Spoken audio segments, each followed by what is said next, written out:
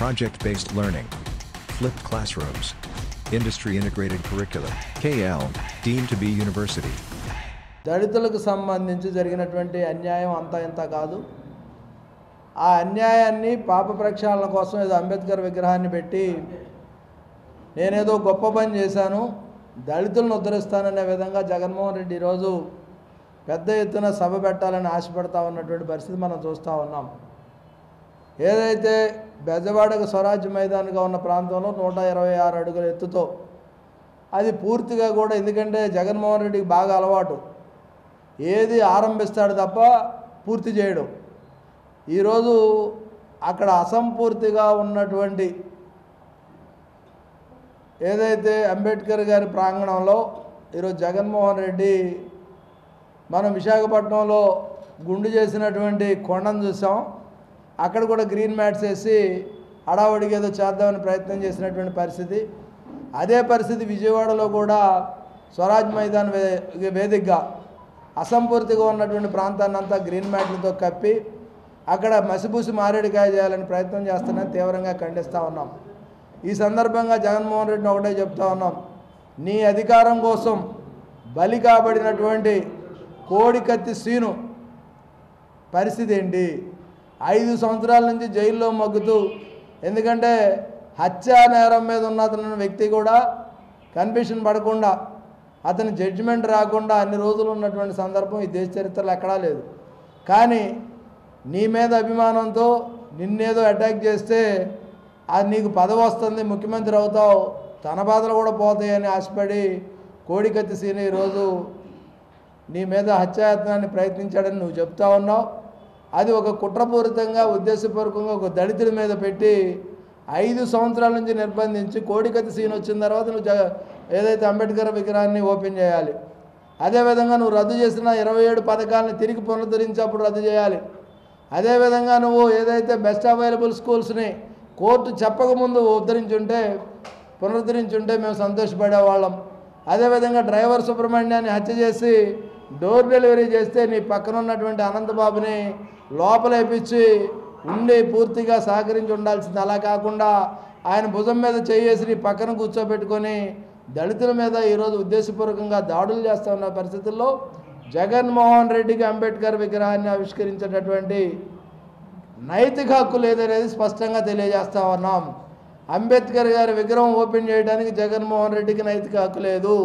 ఎందుకంటే ఆయన ఆశయాల తొంగలో దొక్కి విదేశీ విద్యకి ఆయన పేరు తీసేసి ఆయన పేరు పెట్టుకొని, అదేవిధంగా ఈ రాష్ట్రంలో దాదాపుగా కొన్ని వేల కోట్ల రూపాయల ఎస్సీ సబ్ ప్లాన్ నిధులను దారి మళ్లించి దళితులను దరిద్రులు చేసినటువంటి జగన్మోహన్ రెడ్డి నీకు అంబేద్కర్ గారి విగ్రహాన్ని ఆవిష్కరించేటటువంటి నైతిక హక్కు లేదని సందర్భంగా తెలియజేస్తూ, దాంతోపాటుగా ఏదైతే గతంలో అంబేద్కర్ స్మృతివనం అనేది అమరావతి వేదికగా దళిత రాజధానిగా దళిత ప్రాంతం అంతా అభివృద్ధి చెందుతున్నటువంటి పరిస్థితుల్లో అమరావతి మీద కోపంతో నువ్వు దాన్ని పూర్తిగా పక్కన పెట్టి అక్కడ కూడా స్మృతివనానికి కనీసం పూజలు చేసి అంబేద్కరిస్టులు అందరూ వచ్చి అక్కడ పూజ చేసి ఆవిష్కరణ చేయడానికి ప్రయత్నం చేస్తే విగ్రహాలు ఎత్తుకెళ్ళావు, నమూనా విగ్రహాలు, ఆ ప్రాంతాన్ని ధ్వంసం చేసావు.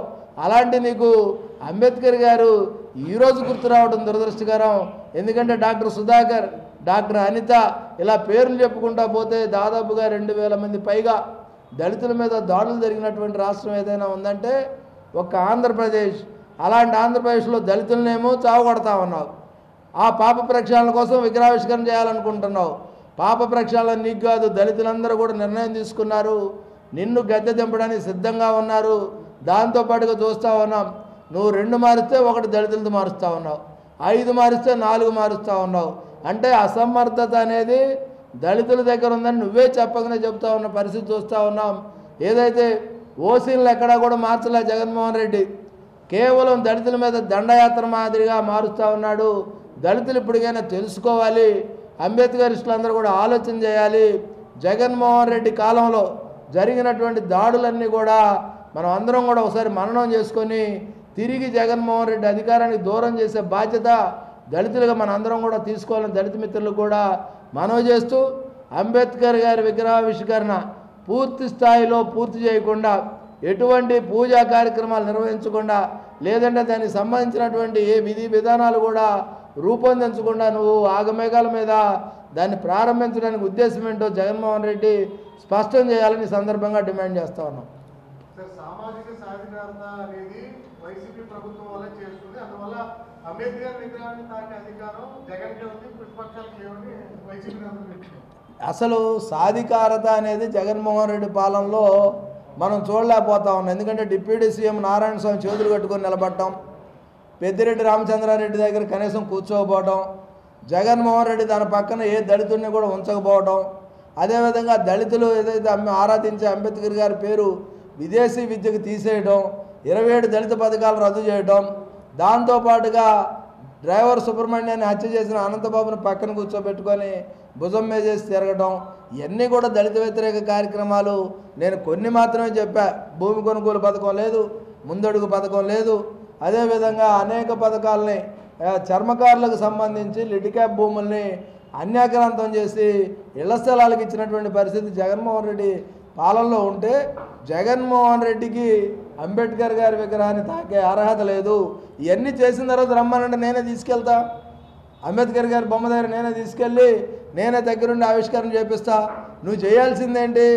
దళిత డ్రైవర్ సుబ్రహ్మణ్యాన్ని చంపిన పరిస్థితిలో లేదు.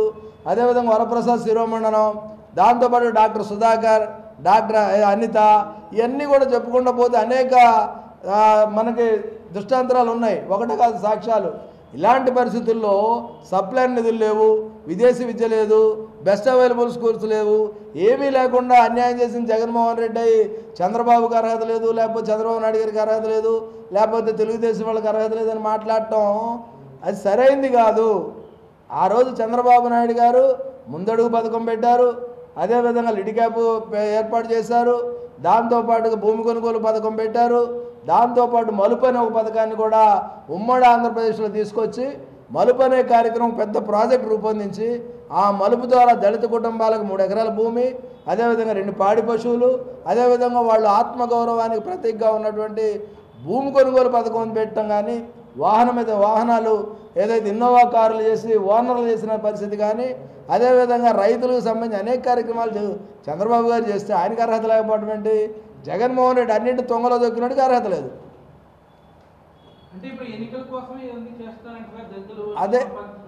అదే కదా కనపడతా ఉంది. ఇప్పుడు అడావుడికి ఎందుకు చేయాలి? పూర్తి చేయాలి కదా, ముందు పూర్తి చేసాక చేయమనండి. ఇప్పుడేమి ఎవరి కోరిక? జనాల కోరిక అంతా కూడా అమరావతిలో స్మృతివనం ఏర్పాటు చేయాలని కాదు. నేను ఇక్కడే కడతాను, నేను పట్టుకున్న కుందేలుకి 3 కాళ్ళు కాబట్టి ఎక్కడ పెడతాను అన్నాడు. పెట్టినోడు పూర్తి చేశాడా? ఇన్ని సంవత్సరాలు ఏం చేశాడు? 125 అడుగుల విగ్రహం పెట్టడం మా అందరికి కూడా సంతోషమే, కానీ పూర్తి అవ్వకుండా ఎందుకు చేస్తా ఉన్నాడు? ఇప్పుడు సాధారణంగా అది అనకూడదు, ఏదైనా సగం చేయడం అనేది అరిష్టం కదా, అది ఎందుకు చేస్తా ఉన్నాడు? రేపటి నుంచి సందర్శనకి వెళ్ళాలి, వెళ్ళి ఏం చేయాలి? మొండిగోడలు చూడాలా? కార్పెట్లు తీసేస్తాడు.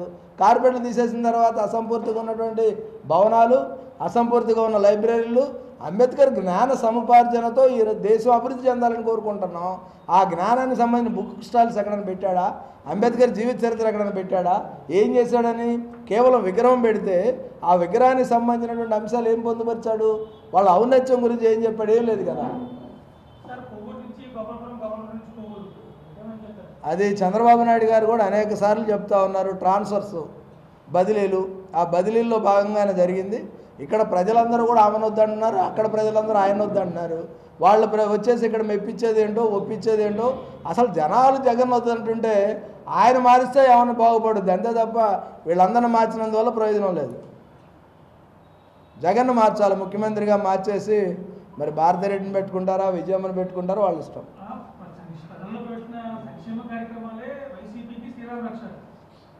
అవి విఫలమైన సంక్షేమ కార్యక్రమాలు ఎక్కడా కూడా జరగలే. ఓకే, మరిన్ని వీడియోస్ కోసం ఛానల్ ని సబ్స్క్రైబ్ చేయండి, లేటెస్ట్ అప్డేట్స్ కోసం వాట్సాప్ ఛానల్ ని ఫాలో చేయండి, అండ్ లింక్ డిస్క్రిప్షన్ లో ఉంది.